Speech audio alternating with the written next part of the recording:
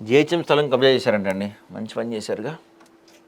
కాపురాలో దాదాపు 60 గజాల జిహెచ్ఎంసీ స్థలాన్ని కబ్జా చేసిన అక్రమార్కులు. స్థలం విలువ సుమారు 30 లక్షలు. జిహెచ్ఎం సూచించే బోర్డు ఉన్నప్పటికీ కబ్జా అంట. అధికారుల దృష్టికి వచ్చిన చర్యలు శూన్యం. మామూళ్ల మత్తులో జరుగుతున్న సంబంధిత అధికారులు. ప్రభుత్వ ఆస్తులను కాపాడాలని ప్రజల డిమాండ్. నాచారం గ్రామంలో ఒక ప్రభుత్వ స్థలంలో కబ్జాకు గురైంది. దాదాపు 30 లక్షల విలువైన 60 గజాల స్థలాన్ని అక్రమార్కులు ఆక్రమించిన అధికారులు చర్యలు తీసుకోవటం లేదని స్థానికులు ఆరోపిస్తున్నారు. గతంలో ఈ స్థలంలో ప్రజల కోసం ఒక పబ్లిక్ టాయిలెట్ నిర్మించారు. కాలక్రమేణా దాన్ని ఉపయోగించడం మానేయడంతో జిహెచ్ఎంసీ అధికారులు ఆ స్థలం తమదని సూచిస్తూ బోర్డు కూడా పెట్టారు.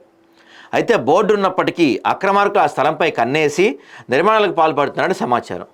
ఈ కబ్జాపై స్థానిక నాయకులు, అధికారులు ఎవరూ స్పందించడం లేదని స్థానికులు ఆగ్రహం వ్యక్తం చేస్తున్నారు.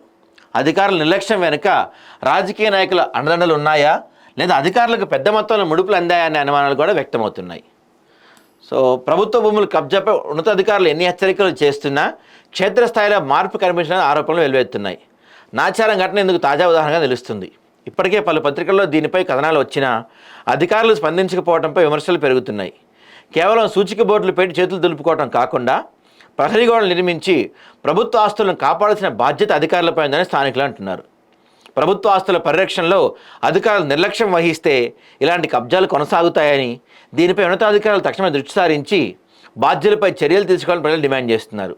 అలాగే కబ్జాకు గురైన 60 గజాల స్థలాన్ని తిరిగి స్వాధీనం చేసుకోవాలని కోరుతున్నారు.